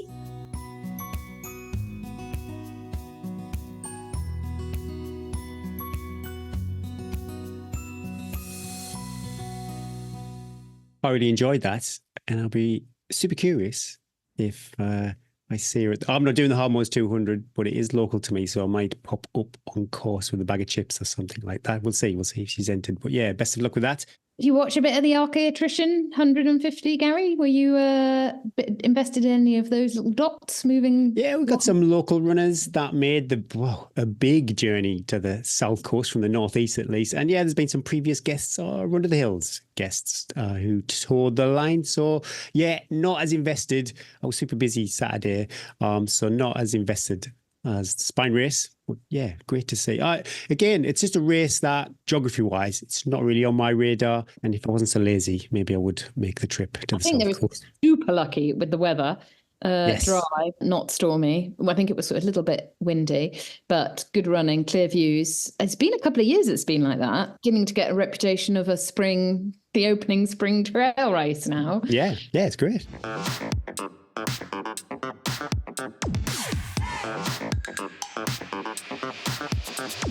Strava, a clean sweep at the top of the charts this week for Magdalena Pinney, 199.1 miles. Would you have rounded that up? Would you have gone out for the 0.9 just to make it a clean 200? I'd run up to 99 miles. You're lying outside. I don't think. It's true, yeah. I imagine, I know quite a few people who would be running around the car park just to get that extra point. Well, maybe not 0.9. Anyway, Magdalena 62 hours, 44 minutes and 25 seconds. And elevation challenge goes to Magdalena, 32,329 feet. What the hell? If you're listening, what the hell have you been up to? That's a double-loaded ARC 100.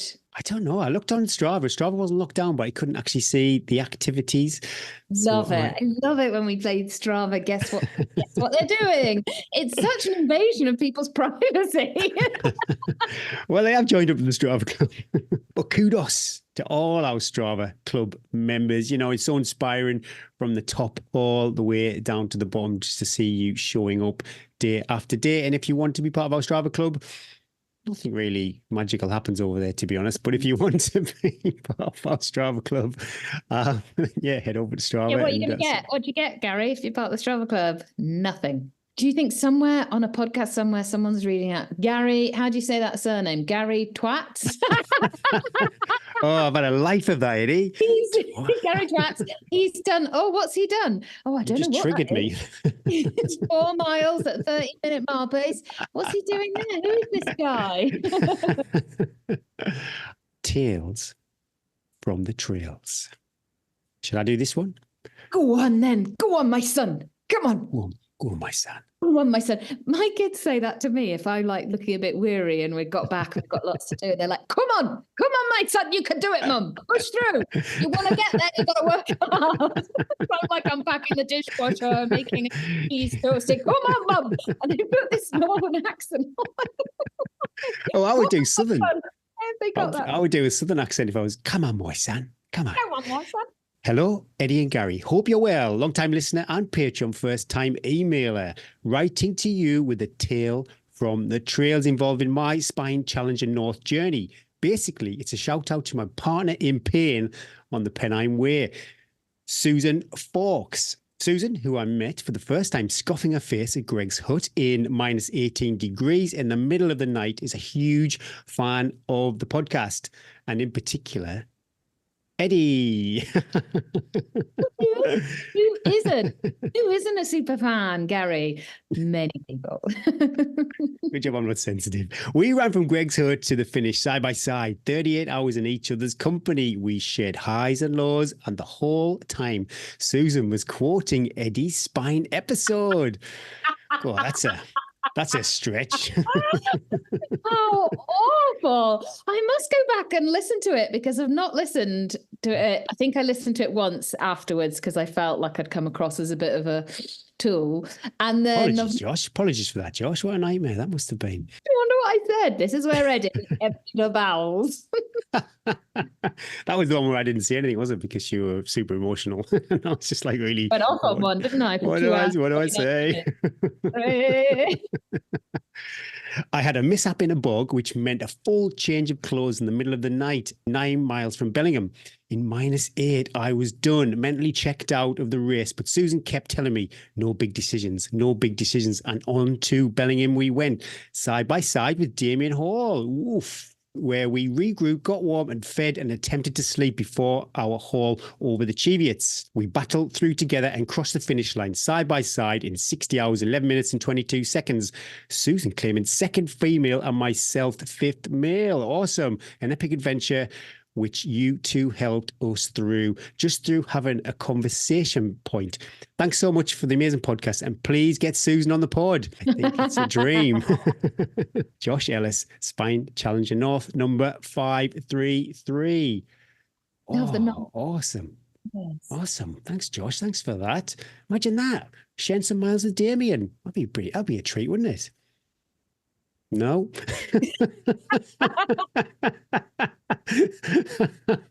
That's going to be awkward next time we invite him on the show. It'll be a treat for me, Damien, if you're listening. I'd love this. We love reading out your tales from the trail. So if you have a story that needs to be shared, then email it to hello@teaandtrails.com. We've been quite upbeat this week, Gary. There's no need to Pumped, up and about. Our sail this week. We're full of the joys of spring, even though it's not spring and it should be -20 here and it's 10 degrees. But anyway, let's gloss over that. Here we go. Let's pump you up. Let's pump you up, Gary. Old and New Friends, this is titled. Is this all one review, this whole thing? Jesus, Mises. Yeah. I'm going to moisten before I read this. Wet those lips, Edwina.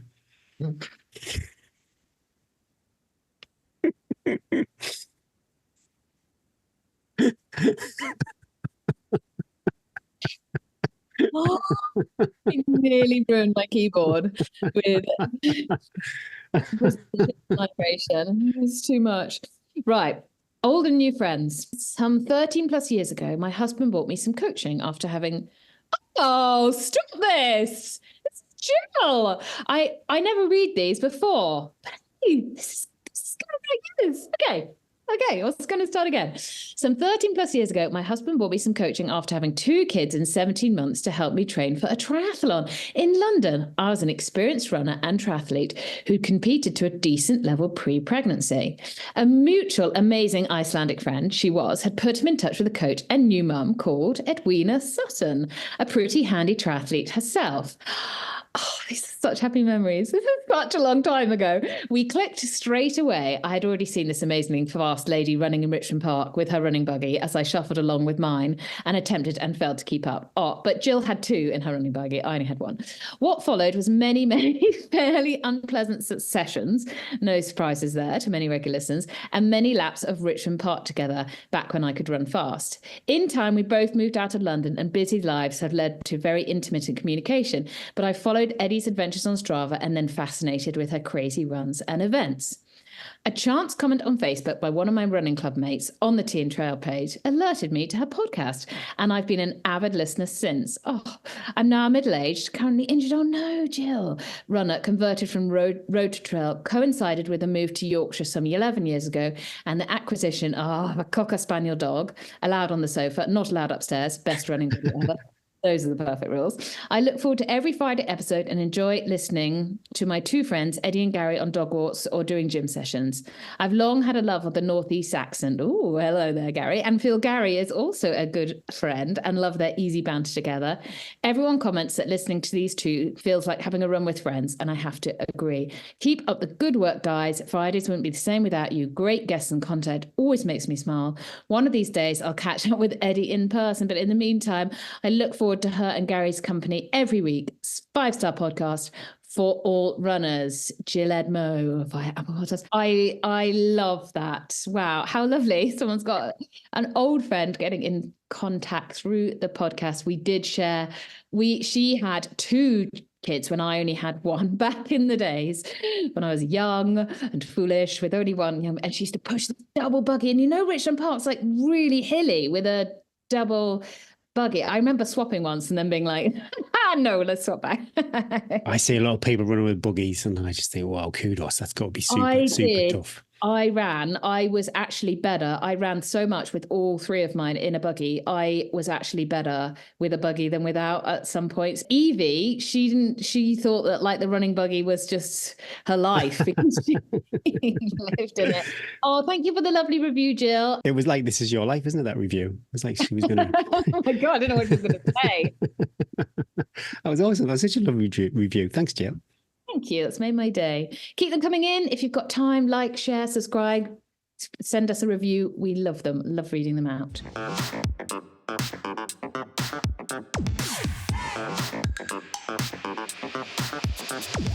Competition. All patrons who are legend level and above will be entered into a random draw to win some Shocks Open Run Pro headphones. I'll spin the wheel on Sunday, the 4th of February, 7 p.m-ish. And then we move on to Legends tier and above Big Bobble Hats competition. And big thank you to Big Bobble Hats for supporting the competition. And that competition is going to run until the 18th of February, I think. Yeah, that sounds about right. And thanks to everyone who took part. Also, we don't have many Legend Patreons, so it's pretty good odds over there if you fancy being in with a chance of winning some lovely goodies. So what's Morzine like now? They're still chock-a-block, super busy. I'm just curious how your week's going to go, what the running's going to be like. I have to say, Gary, this winter, sorry, Morzine, you have a place in my heart, but right now it's not a very fun place to live in. It is because in the Alps, generally, we had some snow. Not a huge amount of snow, and then it rained. And then we've had about a week of where, it's freezing overnight, but then the temperatures in the afternoon go up to about 10 degrees.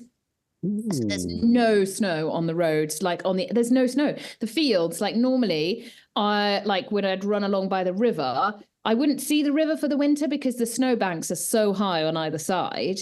Yeah. But there's no snow on the path. It's like the worst. And we chatted to our neighbour, who's obviously lived here all this life from up the road, and he's like, this is the worst I can ever remember. But he said, but I remember then we had loads of snow in February, so much, and they couldn't cope with it because they couldn't clear the roads in time. But there's none on the forecast. So there's no snow on the lower slopes. What there is on the top slopes is really icy because people are just skiing. It's like just skiing over the same thing again and again. So if you're first out on the lifts, great. And then it just becomes... Bryn went up and just came back down and went, there's too many people. So all the lower resorts all around us haven't got any snow, so they're closed. How terrible. So they are busing all those tourists to us.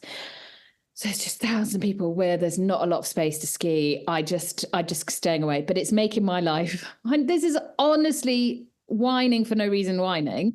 But, that's what the podcast is for. It makes my life awful because there's so many people, there's so many buses on roads where there shouldn't be buses. So many people, just even trying to get kids to a club or something, and just people everywhere.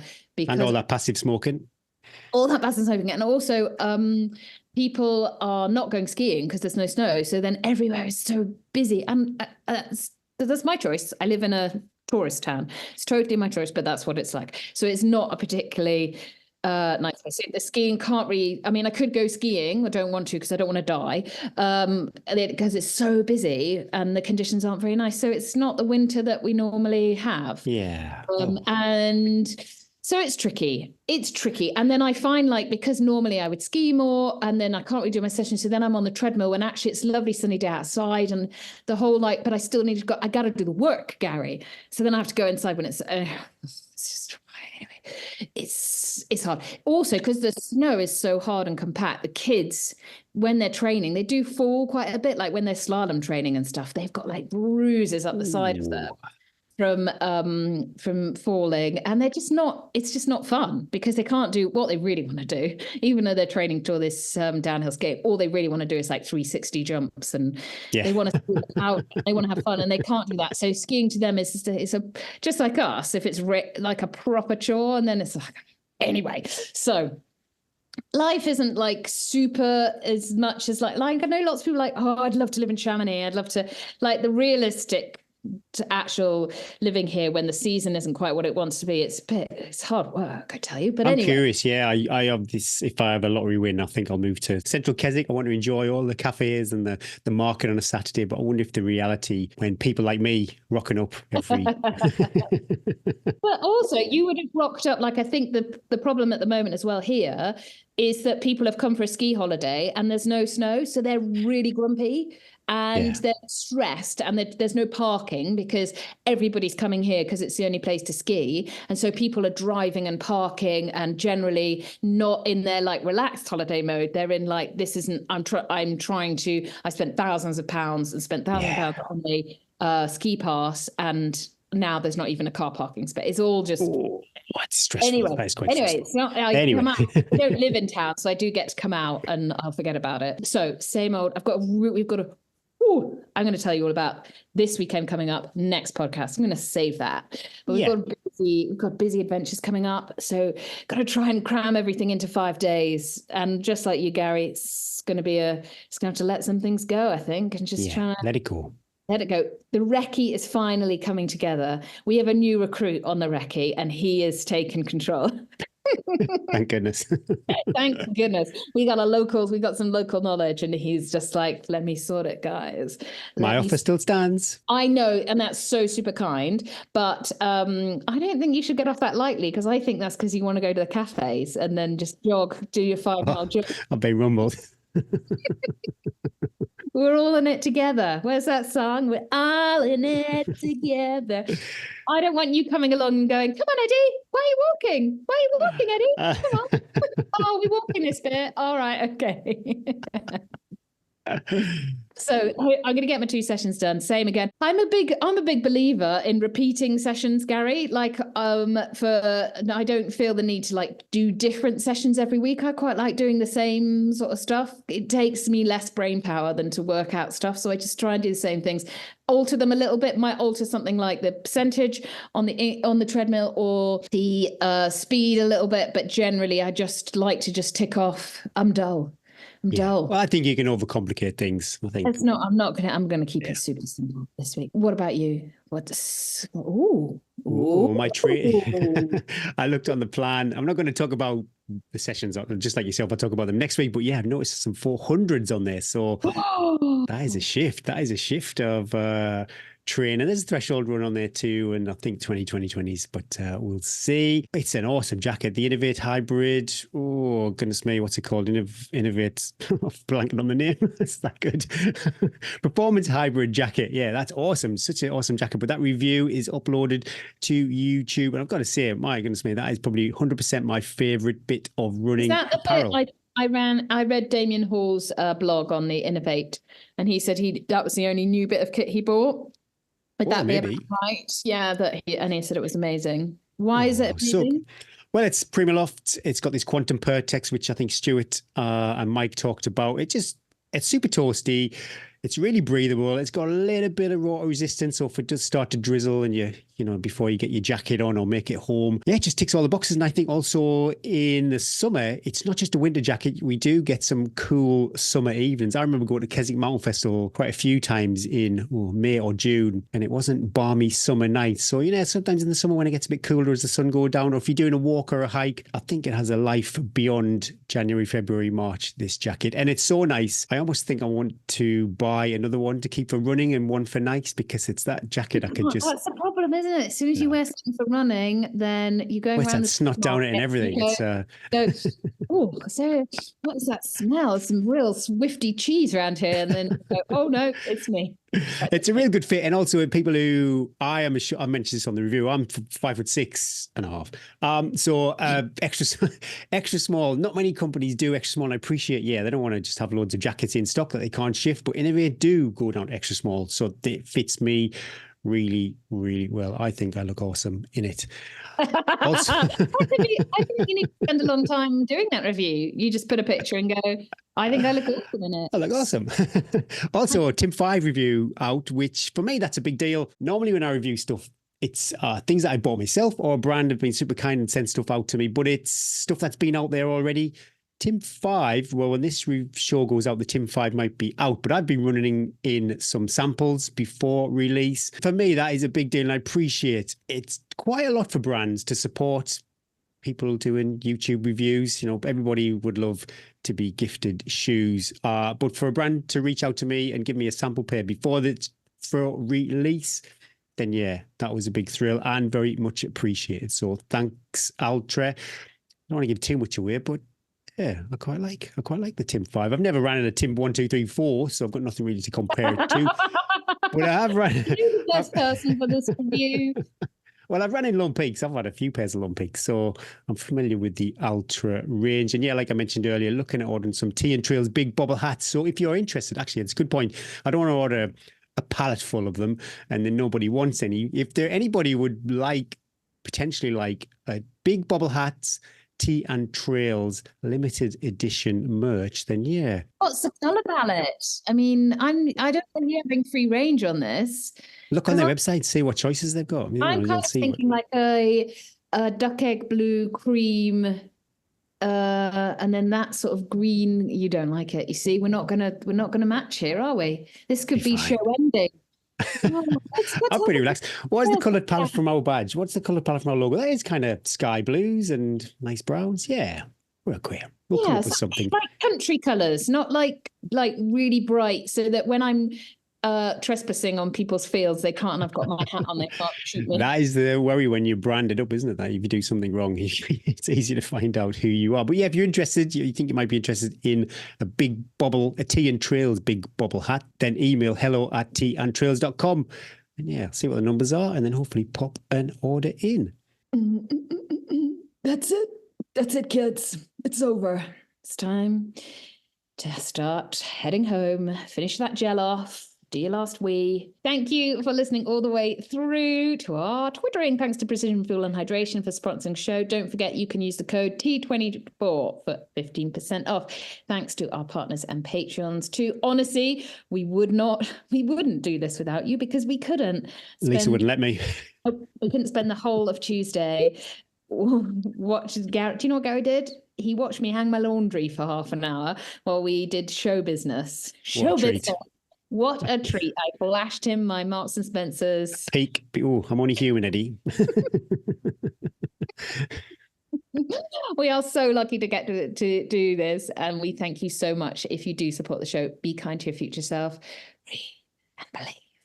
Progress, not perfection. Don't forget to like, subscribe, follow, and give us a share. Whatever you're doing, please keep sharing those pictures, those wild wee pics too. Yeah, I love our Facebook group Sunday Monday where people share what they've been up to, and keep listening to the UK's #1 trail running podcast. We're still hanging in there, and warm yourself up with your favourite brew. My name is Gary Thwaites. And I'm Eddie Sutton. And that was episode 57 of the Tea and Trails podcast.